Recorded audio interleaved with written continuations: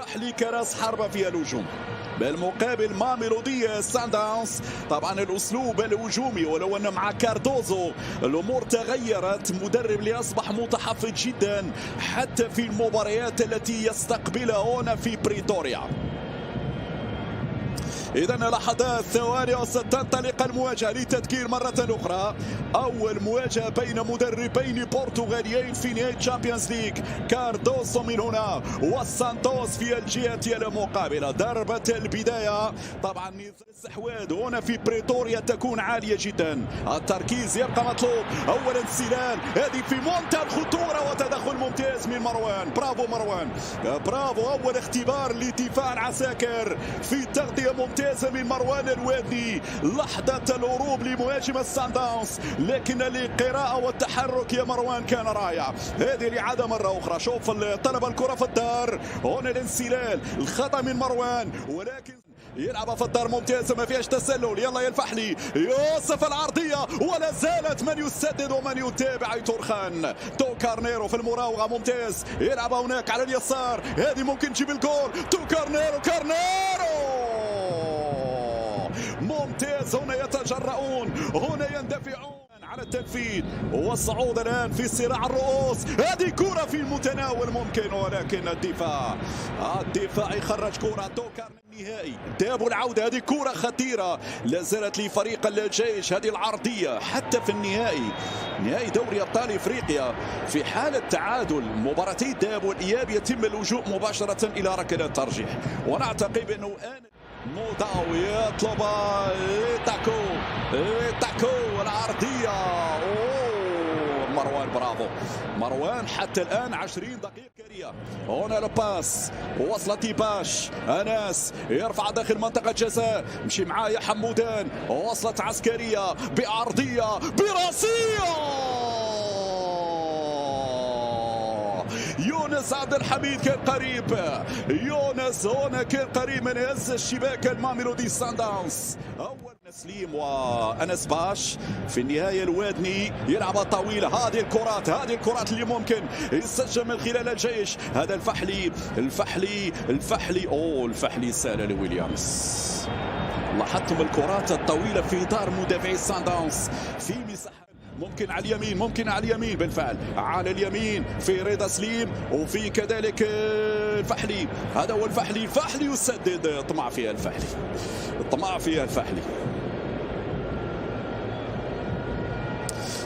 فيها الفحلي في حين كان على يمينه رضا سليم. بأعداد محترمة لبريتوريا. يا مروان أمام ماتيوس. هنا الكرة توصل مونيسا، والتكنوتي يتابع. حملة كأس إفريقيا للأندية البطلة 85، نعم 85، والجيل الذهبي اللي كان النواة التي حضرت في مكسيكو مونديال 86. هذه لقطة مرت سريعة حتى على مخرج المباراة. طبعا نحن نتكلم عن المدربين البرتغاليين، أشهرهم مانويل جوزيه، والحكم يقول في خطأ. مانويل جوزيه والألقاب العديدة مع فريق الأهلي، بينما هناك خطأ على مقربة. الصافرة تأتي والتقدم الآن والتصديد، الهدف الأول عن طريق اللاعب موديبا في الدقيقة 37. ما الذي لم يشتغل في هذه اللقطة يا تاغناوتي؟ طبعا الجدار على القائمة الأول، تاغناوتي تكلفت بالقائمة الثاني. هنا موديبا سددها مركزة قوية في أقصى يمين مرمى فريق الجيش الملكي. إذا النتيجة تتغير، ولو أن الجيش الملكي هجوميا كان أكثر حيوية. في النهاية ميلودي سانداونز، رضا سليم، رضا سيلعب داخل المنطقة، رضا مرفوع الكرة، هي غير معقول أمامك يا ربيع، أمامك هذه الكرة يا ربيع يا حريمات. مقطوع الكرة أناس، يلا يا أناس البينية. هذا اللي تكلمت عنه، تحرك بسرعة. إذا في هذه اللحظات الحكم الكونغولي جون جاك ندالا ينهي شوط المباراة الأول بتقدم سانداونز 1-0. هو مازق وفترة فراغ في وسط المباراة. ينطلق الشوط الثاني والكرة عسكرية في ركز فيها رضا. عندك عبد الحميد مرفوع الكرة وبالراس ولا زالت عسكرية وفيها وضعية تسلل. الحكم يصفر التسلل في هذه اللحظات. الحكم يصفر التسلل. الحالة الأولى التي التغيير كليا على اليمين.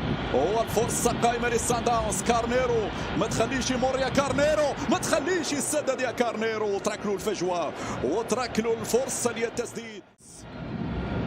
ويليامز من يضغط هنا، خطأ ممكن استغلاله. فيها تسرع مرة أخرى نقع في فخ التسرع. مرة أخرى يسليم نوقع في فخ التسرع لانه كان ممكن الكره يتعامل معها بشكل افضل. شوف الارتباك لما الجيش يضغط يعمل بريسينج هنا يخطف الكره، ولكن هنا يسليم مغربي انفاز هنا في بريتوريا على السانداونز. هذه كره مرفوعه الراسيه بعد ذلك ولكن بعيده عن احمد رضا التقناوتي الى او للوداد لما انتهت المباراة 2-2. هذه كرة للسانداونز على اليسار في منتهى الخطورة.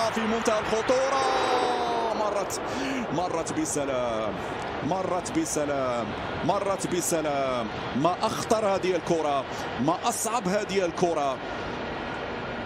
هذه من المحاولات اللي فعلا شكلت صعوبة كبيرة على مرمى التقناوتي. هذه الإعادة مجددا في لحظة. نعم رجعت لسانتوس، تمشي لمونيس، محاولة المرور هذه صعبة.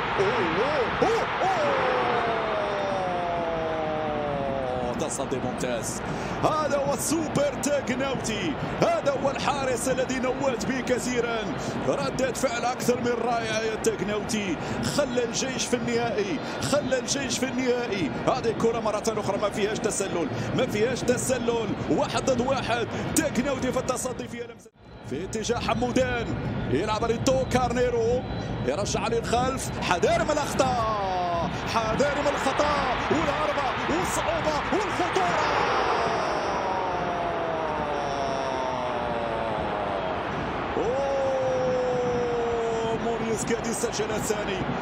مونيس قاعد يسجل الثاني.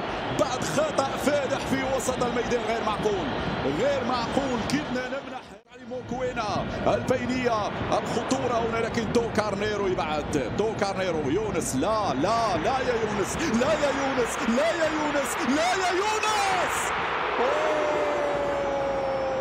مرة أخرى التقناوتي يتصدى، التقناوتي يتعمرق، التقناوتي ينقذنا من هدف محقق. غير معقول. 3 فرص. خط دفاع الجيش، مرور ممتاز. هذه المراوغه ملعوبه الكره في المساحه. التحرك الان في هذه الهجمه 3 في منطقه الجزاء، مرفوع على القائمه الثانيه. راسيه وربيع حريمات هنا في المحاوله يطلب ركنيه، لكن واضح بان حريمات هو اخر من لمس الكره الى ضربه مرمى. هذه الاعاده مجددا. والسهولة الكبيرة التي يجدها السانداونز في التقدم. وصلت على الجهة اليسرى. ما يمرش. هذه صعبة. شوف الانسيابية اللي أصبح يجدها فريق سانداونز في المرور، في المراوغة وفي الدخول وفي التسديد. أكثر جرأة وأكثر اندفاع. ماتيوس سالينك تسدد الكرة.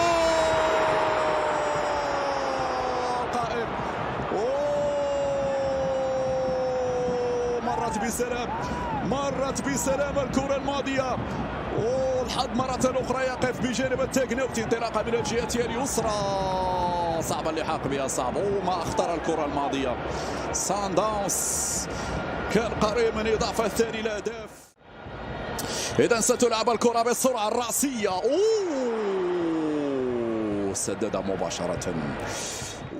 الحكم يعلن فعلا على نهاية المباراة بانتصار السانداونز 1-0. هدف اللاعب موديبا من ضربة حرة مباشرة لظروف الشوط الثاني.